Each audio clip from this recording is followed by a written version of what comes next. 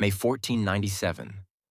Somewhere deep in the Atlantic Ocean, Vasco da Gama stood on the deck of his ship, staring at something impossible.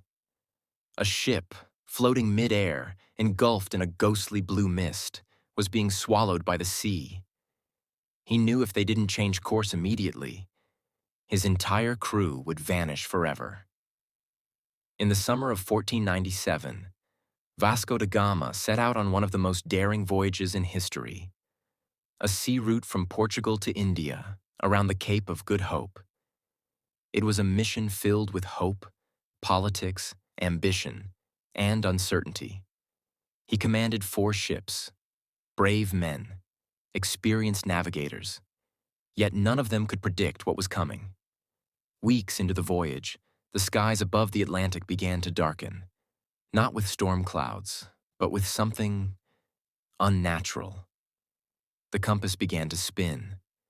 Birds flying overhead vanished mid-flight. One of the ships in his fleet, the São Gabriel, reported hearing a strange hum from beneath the ocean. They were entering waters no map had ever warned them about. One morning the crew saw it. A massive vessel, wooden, rotting, silent, hovering just above the sea. It had no flag, no crew, no sails. Just floating. Then suddenly waves rose like mountains around it. In seconds it began to sink, but not into the water. It was being pulled downward, like there was a black hole beneath the sea. Vasco shouted, "Turn the ship! Hard starboard!" No one questioned him.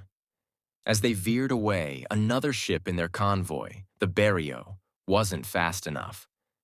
A loud cracking noise echoed as the sea beneath it opened like a mouth, swallowing it whole. The sailors cried, some prayed. Vasco da Gama didn't stop steering until the sea turned calm again. They'd escaped.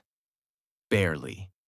Vasco da Gama never recorded this event in official logs.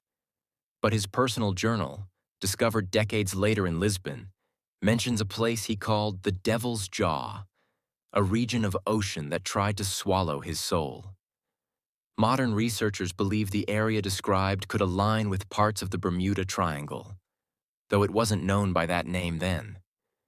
Some believe he encountered a magnetic anomaly.